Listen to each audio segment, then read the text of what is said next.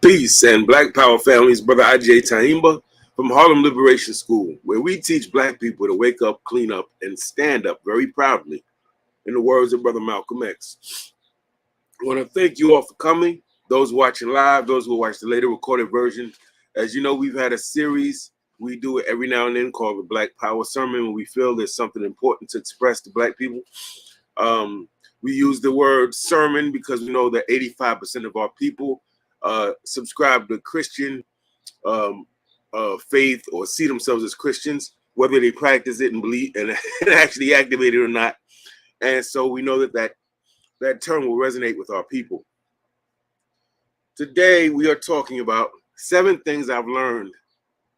Now, keep in mind that I have been, I'm going to say, consciously conscious, meaning my father, God bless him, may he rest in power, was teaching me, feeding me stuff about Nat Turner and Sojourner Truth and Harriet Tubman and Frederick Douglass and Malcolm X and different people.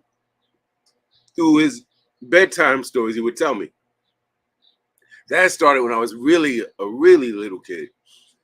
But when I embraced this and moved on my own and knew why I was doing and what I was doing, conscious of it, I was roughly 13 years old.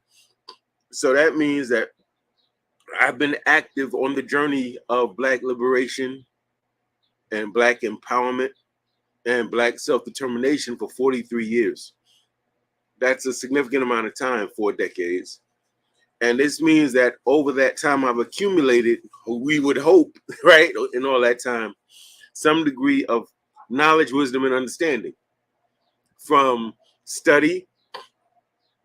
And study means reading the books, watching films, documentaries, reading those footnotes, following the bibliography and finding new sources and reading those as well, making those connections intellectually. It means formal education in school. It means sitting in classrooms and taking classes in sociology, African American studies, or Africana studies, whatever you want to call it. It means listening to my elders and jegnas, interviewing them and getting answers, coming with questions and hearing their responses and shadowing them. As Una Mozak is selling books in her Black Liberation bookstore, I'm right there. I'm checking her out. I'm talking to her. I'm talking to the patrons that are coming and buying books. We're having community conversations.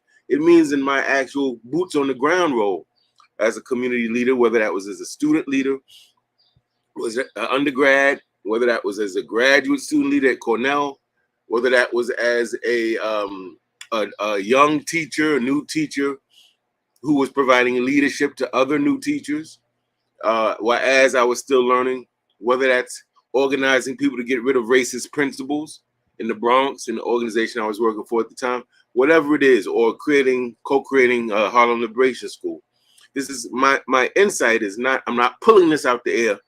This is coming from study, organizing, observation, and my lived experience as a community organizer and activist for a long time. And I want to start with this. As a much younger man, and I could just say as a young man, right? When I began my journey, Black empowerment liberation, I literally took oaths, family.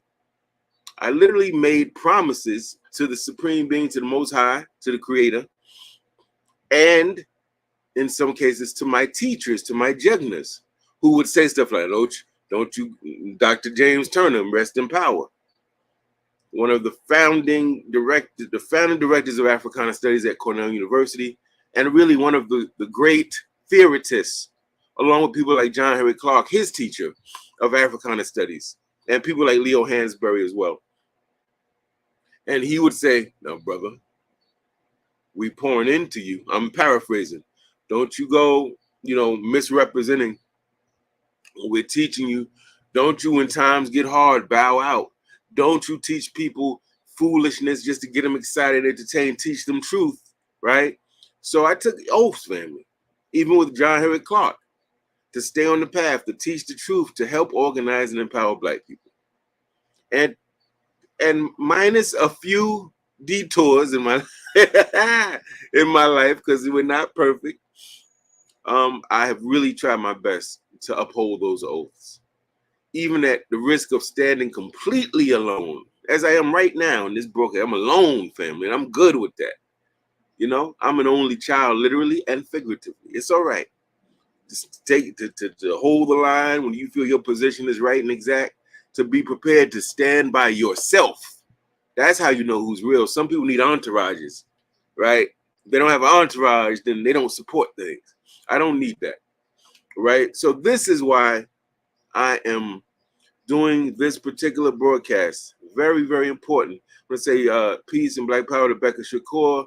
Peace and Black power to the Queen, Sister Brenda, in the building. Pretty lady right there, by the way. So let us get started. Let me add this to the stage. Let's go through these 7 things. I'm going to try to be as quick and succinct as possible. I have these numerically ordered, but really they're not in any true order of importance. These are just 7 things I said. If these were the 7 things I would get across, assuming I was to die tonight, what are the 7 things I want to make sure Black people got from me? Because I want to be able to say, this is my divine assignment, right? And so I want to be able to say I completed my assignment. I did what I was supposed to do. I put the information out. I tried to demonstrate community organizing, how to do it ethically and how to do it in a way where we win. Not just doing it, we win. I've tried to participate in activism in ways that we win, right? And I want to be able to say to my ancestors when I meet them again, I want to be able to say to the Most High, I completed my divine assignment as best I could, right? No matter, regardless of who or what was around me, all right? Number 1, there is no magic pill for liberation, family. You're going to hear people that represent different organizations, representing different ideologies. They're going to tell you the Bible is yeah, that's an important one. Some say, no, the Quran. Yeah, the Quran is important too. Some will get into the Vedas of ancient India. Some will go into Mayat from Kemet. Some will hold up these different books, holy books, scriptures, and their particular scripture is the end-all be-all. I categorically reject that thing. If we're saying that there's a Most High that's omnipotent, all-powerful, omniscient, all-knowing, and omnipresent everywhere, then we got to assume that this type of entity, infinite intelligent energy, is expansive, right? Shines light in all directions like the sun. So it's going to take more than one book to reach the people of this planet Earth, right? So that means that all groups of people have their ancient teachings they consider sacred. And there's truth in many of them. One might even say all of them is a little truth. So if we can understand what I'm saying is there's no one book, there's no one leader. I love Malcolm, I love Garvey, I love Chokwe Lumumba, rest in power. Certainly Brother Khalid Muhammad, one of my jegnas, rest in power. Dr. James Turner, a lot of people. But no one book, leader, ideology, or organization has all the answers or all the resources we need. How can we prove what I'm saying is right and exact? Well, just think about all the people you've studied. Think about the Black Power movement. Think about the movements of the 19th century abolitionist movement, convention movement, civil rights movement, Black Lives Matter movement. Think about all the great orators and writers and intellectuals and cultural custodians, historians, political scientists, psychologists, educators that have come before us. And ask yourself, are we free yet? We made dents in white supremacy. We had good, strong movements, but we're not free yet. This is telling us something. And that's not a bad thing. That means that we gave it our best shots. And as we're going, we're learning. There was no blueprint for Black liberation. So people like Malcolm and Honorable Elijah Muhammad and Noble Drew Ali and Marcus Garvey and Huey P. Newton and Bobby Seals and Muhammad Aman of the Revolutionary Action Movement, all of these people were learning as they were going, right? But it's very important we understand there's no one magic pill. That means that we should feel free to read different sacred books. We should feel and not think that this one book got all the answers, because that is incorrect. And most of those books that we are referring to in the last 2,000, 3,000 years borrowed from African books anyway, if we can be very clear about that. Number two, it means we should be free to read different books, free to explore the teachings of different people and leaders, free to dabble in understanding different political and economic ideologies, free to join or sample different Black organizations. Because the truth is our power and strength is not in this one book, one person, one organization. It's in our diversity. Through our diversity, we provide a lot of the things and the information we need, but you're not going to get it if you stay clicked up, right? So that's number one. Number two, Black people, we may alternatively say New Africans, must cultivate strategic alliances. All the time I hear people referencing John Henrik Clarke. We have no friends. Yeah, we have no friends, but he didn't say we have no allies. It's a difference, right? We must cultivate strategic alliances. Alliances are necessary in a wartime mode. They're necessary because we need access to certain resources that we need or want, but we don't have access to them. And other groups do. I should say alliances are rarely permanent. Alliances come and go. They're formed and then they break up. Alliances are purely transactional. What does this mean? You form an alliance because you have a need, it's something you want, and there's something the other person in your alliance or other groups want, right? And you'll stay in this alliance until people get what they want, and then sometimes people bounce. It's transactional. It's based on need. A lot of times, because we don't study war and revolution, this point completely misses us. We get caught up in our race analysis, our white supremacy analysis, and we forget, yo, fam, the goal of this is not to see who's the blackest. The goal of this is not to see who got the best dashiki.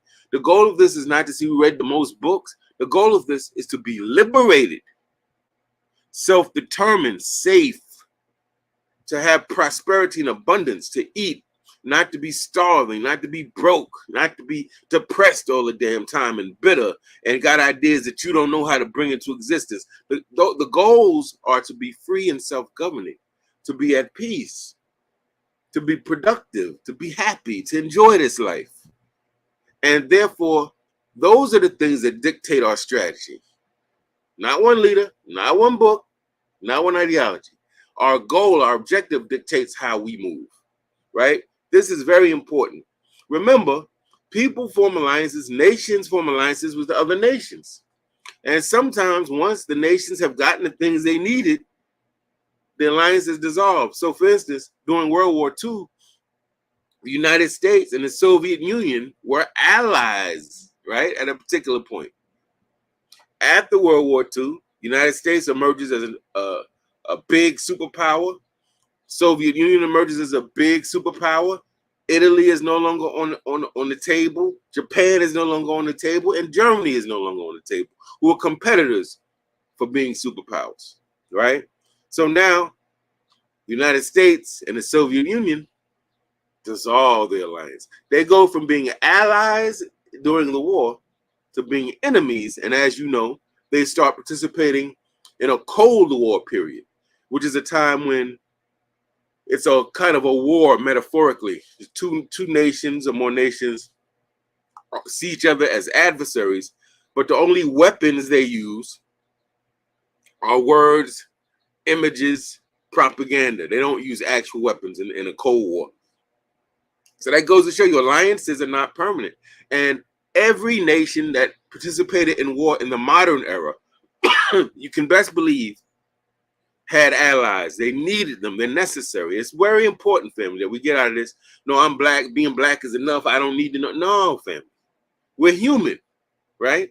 Humans need to know certain things to accomplish certain things. And if no one in their community has that information or that resource, the intelligent thing to do is to find a community of people who do. Get what you need, right, to be free. Let me see if we have, I just want to take a pause, if we have any more compliments. A beautiful queen is reminding us, if you haven't, to please subscribe here on YouTube, Harlem Liberation School on YouTube.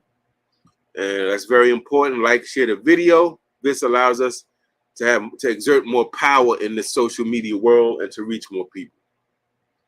Number three, third point of the 7.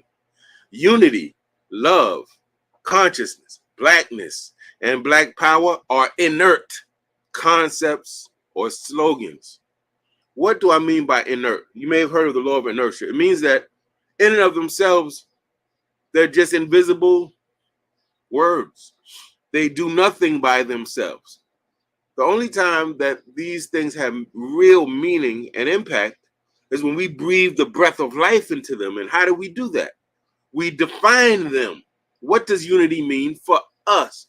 What do we mean by love? What do we mean by blackness? What do we mean by power and consciousness? We have to define it. We have to demonstrate it and model it so people say, oh, that's what love looks like. Love isn't cursing people out, cutting them to the white meat and taking advantage of them. Oh, love is, oh, you demonstrate it, you define it, you demonstrate it, you model it for the community, right? You teach it, you create a culture, you educate people on what we mean by black power. What do we mean by unity? Unity doesn't mean uniformity. We all got to be alike, but it means that we unite around common goals and objectives, even as we're still critical with each other, even as we have unresolved issues, right? We work on those as we unite around common goals. But otherwise, these things, unity, love, consciousness, blackness, black power, race, first, race, whatever, they're just empty concepts. We give them meaning. And with that, let me say this as an addendum to this point, and we'll move on to number 4. Simply, let me say this. Successfully modeling, teaching, and implementing a concept does not mean the concept is righteous. Simply modeling it well, getting a lot of people to believe in it, getting a lot of people activated around it doesn't mean that it's righteous. Case in point, right? White supremacy is a concept, right? This idea that in a social ranking system of all the people, white people, Europeans are on top, and as it gets darker, You go down the list. They believe that they are biologically superior to everyone in intelligence and capability, that they're born that way, that there's some type of DNA or gene they have that makes them better than everyone else, that God put them here to lord over everyone else, to take all of the mineral resources, that the earth is under their dominion and domination, that they have the right. Back in the day, those are my history buffs. Remember the term manifest destiny. When this country was born, in terms of Europeans, they had an idea called manifest destiny, that God gave them the right and the power and responsibility to take care, to have a nation from sea to shining sea, from the Atlantic to the Pacific. And they could do whatever they wanted to do, exterminate indigenous Americans or so-called Native Americans, make treaties with them and then renege on the treaties, sexually abuse Africans, come in and carve Africa up at the Berlin Conference. They could do whatever they want because God gave them the right to do so, right? That's a concept. White supremacy has worked remarkably well for Europeans, right? They have empires, they got colonies. I mean, it's ridiculous. They've taken gold, stolen gold, oil, diamonds, and other timber and other mineral resources from other people. It worked for them, but was it righteous? No. What am I getting at? Just same thing for us, family. We could be talking about black power, unity, love, consciousness. It could work. We could have black people organized, wearing our buttons, wearing our hats, wearing our jackets, having meetings, having rallies. Meetings are full. People enthusiastic, people donating to our causes, but our cause could be whack. It could be fraudulent. It could be inept. It could be half-baked. It could be deliberately leading our people in the wrong direction to take their money. So don't confuse one's success with one's righteousness. Don't assume because we do that a lot. Oh, did you know so-and-so did this? Yeah, I know the white man. Yeah, the white man got a lot of money, got a lot of property all over the world. But how'd he get it? How'd he get it? You want to impress me? Show me success in which what you did didn't hurt anybody else for you to get it. Anybody could do something and rob from somebody and bully people who are more vulnerable than them. That's not impressive and that's not righteous. We can't be like the European. When we have these concepts, they have to have meaning, right? That we give them and we have to model them for people. So it's not enough to say, oh, black people don't read enough. Black people don't take education. Okay, so what are you going to do to change and reverse that dysfunctional culture and make it a functional one and a high performing one? You put something there. A lot of people were giving me and Brother Tanko, Richard Tanko, DAP. Oh, for the school we created 24 years ago, Knowledge and Power Preparatory Academy. And all these students came on the post, they saw us, they said, oh my God, that's so beautiful. You had a student who's a 5th grader 30-something years ago, now she's a principal of a school, that's great. But guess what? It's not about the accolades.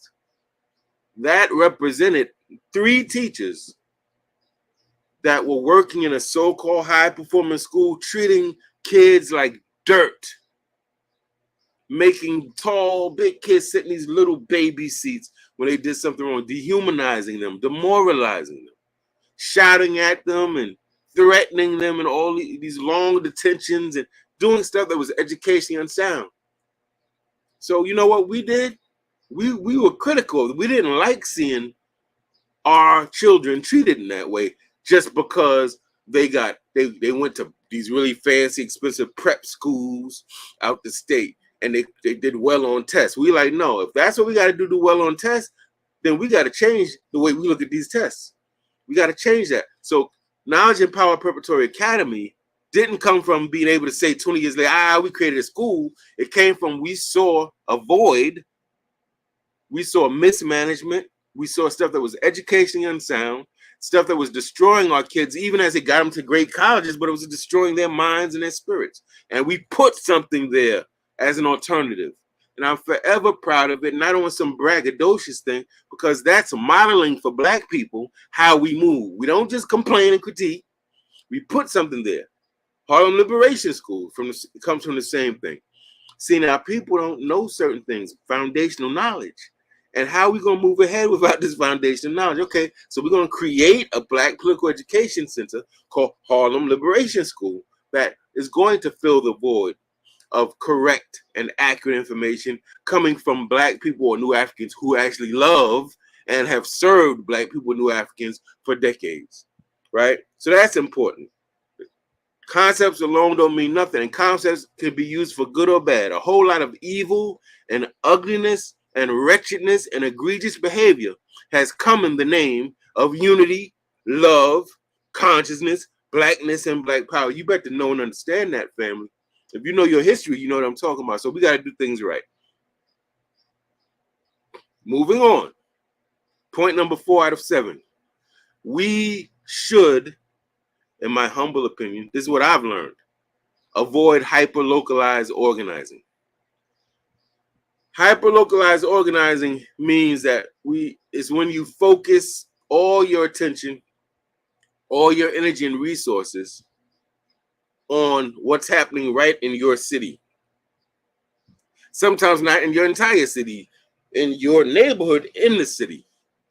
Now, as it says on the slide, local issues and events resonate with us, obviously, because of proximity. They're close to us. If you live in a town in Virginia and something happened in Hampton, Virginia, Norfolk, Portsmouth, Virginia, and you live in those cities, of course, you're going to be interested in what's going on with the mayor of Norfolk, the mayor of Hampton, the mayor of Portsmouth, of course, if you're in Virginia.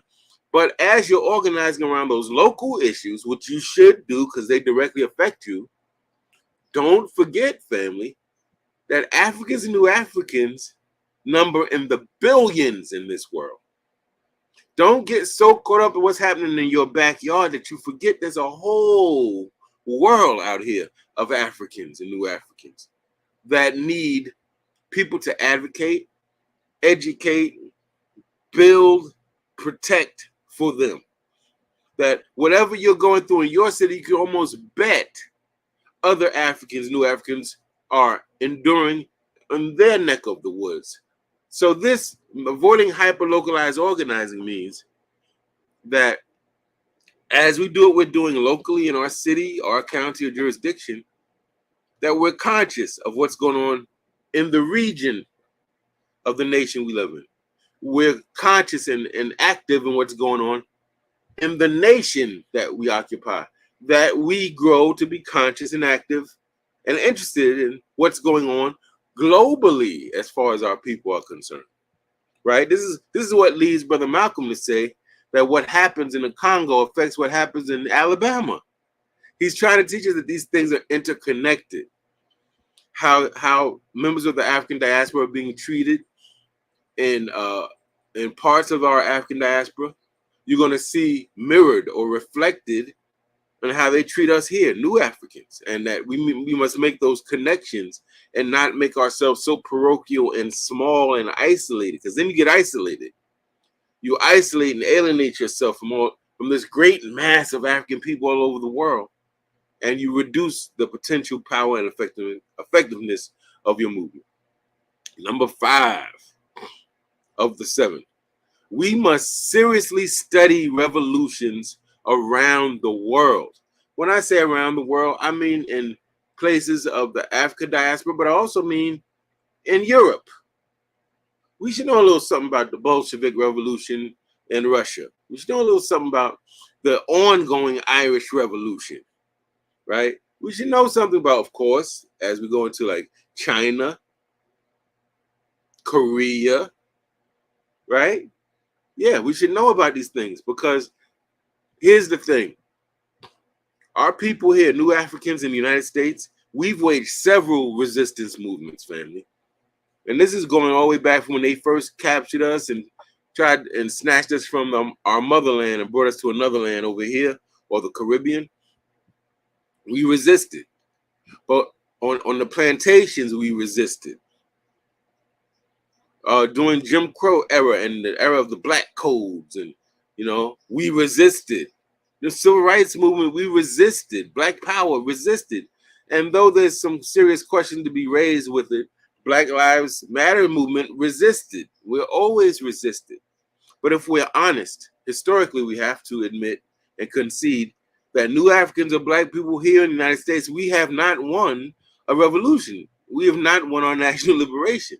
We remain an internal colony of the United States. Everything we need, food, clothing, shelter, education, all of these things come from the people that colonize us. So this means that if we want to know more about self-determination, what it looks like, national liberation, what it looks like, the steps you have to go through to get there, the challenges, we got to study those who've achieved it, even if they haven't fully achieved it. This means that it's not enough to study the Black Panther Party, Republic of New Africa, Revolutionary Action Movement, SCLC, SNCC, and Nation of Islam. None of them, and God bless all of them to the degree that they were sincere and authentic fighters for Black liberation. But none of them won national liberation. We're still colonized. We don't have a nation of our own. We don't make laws. We don't govern ourselves. If we want to know about that, we got to leave the confines of the United States. We got to look at Cuba. We got to look at North and South Korea. What made them North and South Korea?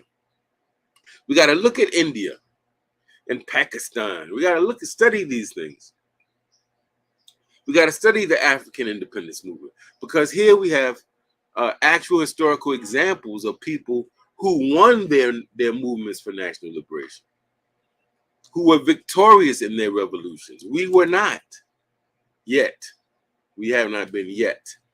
But other people have been. We should study them so we can understand what this idea of revolution involves, its challenges, things to watch out for, things, because see, if we did that, we know we need to have allies. We would know that, right? You gotta have allies in a revolution. There's no way around it. We would know that it takes more than one book, one philosophy to achieve a national liberation. We would know that, but to get to that level of understanding, you got to study outside the United States context. If you study our movements here in the United States, you're going to learn about some of the things we did that worked and didn't work. You're going to learn about some of the challenges we had in the United States context, but you're not going to learn about how to win a revolution because we haven't won one here in the United States context. So you got to study the people who have achieved national liberation or some degree of self-determination if you really are serious about winning a revolution. Point number 6 out of 7. 7 things I've learned in my 43 years of studying, organizing, and activism. Number 6, revolutionary consciousness without revolutionary character development is insufficient and inadequate and almost a joke. Let's be honest. As you see on the screen, it says dishonesty, greed, vanity, incompetence, and insecurity run rampant among folks who seem to be well-versed, who seem to be, they talking revolution, they got the slogans, they got the dress down pat, they got the African expressions down pat. Hold on. Listen, Assata Shakur famously said this, and I'm paraphrasing, but we have to transform and change ourselves for the better as we identify problems external to us in a social political context and try to change them. If you don't believe me, I want you to think about all of the fraudulent individuals and organizations you can identify that have been a part of our movements. Think of all of them who have been, you found out, were infiltrators, were agents and informants for white intelligence agencies.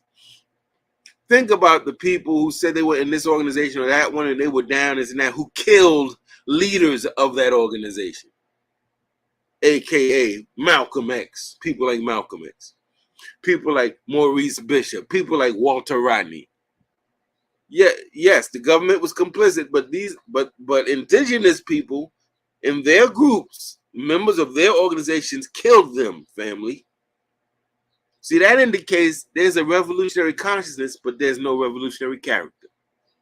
Even our great brother Thomas Sankara of Burkina Faso, he named it, he took it from its original name to land of upright men, and we can say upright people, righteous people. It was important to him. He said that a soldier without character is a thug and a villain, and he was right.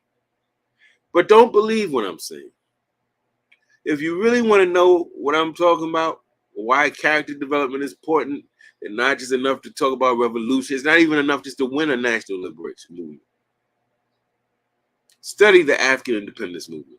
Matter of fact, let's make believe that I was your teacher, your student. Just make believe, hypothetical, and your homework assignment due next week was to find a liberation movement in the African independence movement in one of the African countries, a country that was colonized by one of the European powers and won its freedom.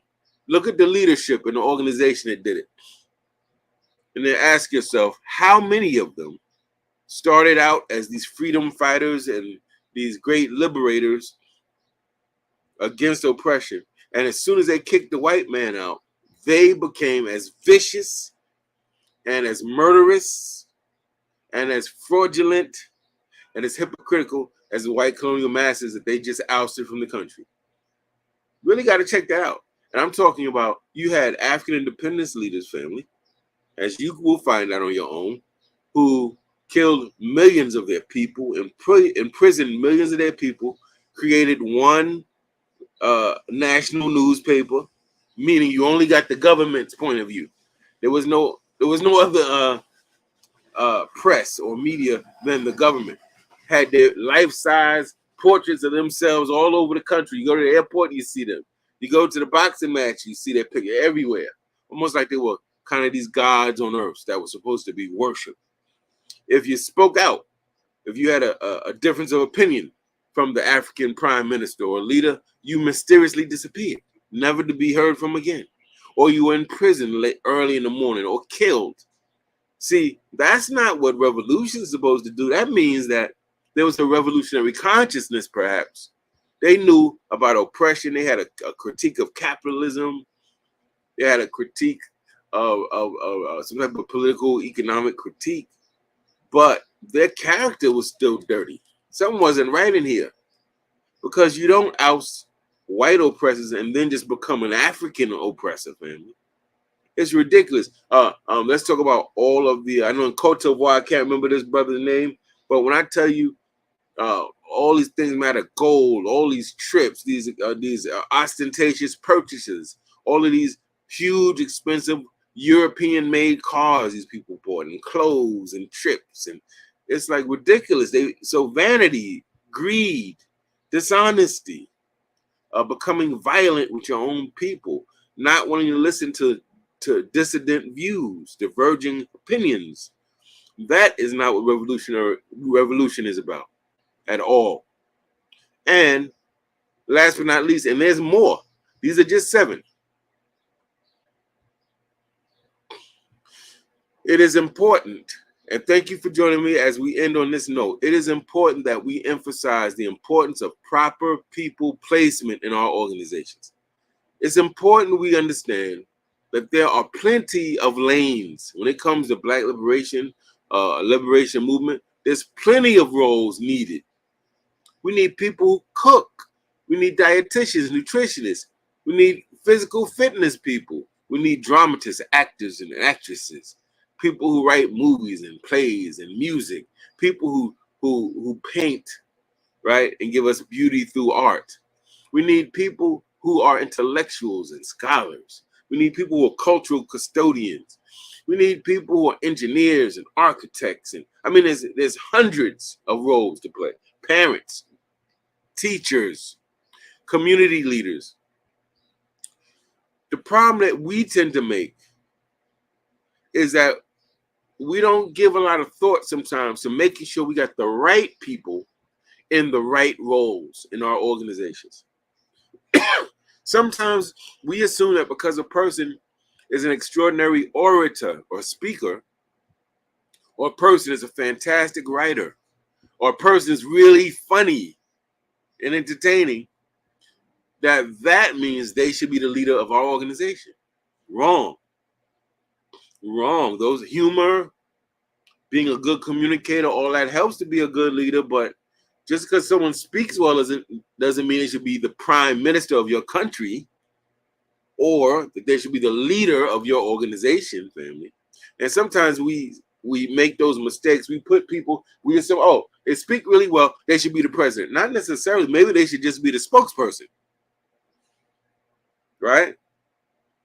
So we have to make sure we place people in roles that they enjoy, in roles where they do well, right?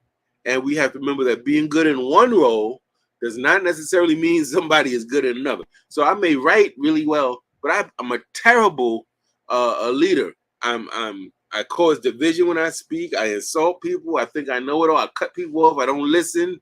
I come late to all the meet. Like, nah, that's not going to work. I'm a great writer. I should maybe stay writing for a minute. And maybe we should get somebody with these other qualities to be the so-called head of the organization. Or just because I'm really good with numbers and accounting and books doesn't mean that I'll be good as the spokesperson. I might have poor communication skills. So this is what I'm saying. We got to give real attention. And I cover this in my book on leadership. Proper people placement. Don't assume you might be highly creative. You can come up with ideas, great ideas. That doesn't mean you should lead. It doesn't mean you shouldn't lead, but that alone doesn't mean you should lead. Some people come up with great ideas, but they can't operationalize it. Some people can bring other people's ideas to life, but they don't come up with good ideas themselves. So there's different types of people. And our role as a community is to study what types of things do we need in our organizations? What types of leadership, right? So maybe we need to redefine leadership. Leadership is not just the person who comes and speaks in front of the organization. The leader is not just the person who presides over meetings, right? There's all types of different leaders. And maybe we need to re-examine what we mean by leaders and pay a lot of attention to who we have in these different positions. Because I'm sure you all have been to institutions, organizations, worship centers, all types of places, and you say, why is this person doing that? My God, they're terrible. Or, right? I know you've had that experience. I've had it. So we have to pay attention to that. And family, that said, just want to thank you all for joining us. We want to end this now before 45 minutes have passed. Peace and Black Power. Thank you for joining us. Please, family, subscribe to Harlem Liberation School here on YouTube and spread the word. We're just trying to give you the information, political education that we need to wake up, clean up, stand up, right? And with that said, thank you very much, family. Enjoy your Sunday. Peace and Black Power. We will win.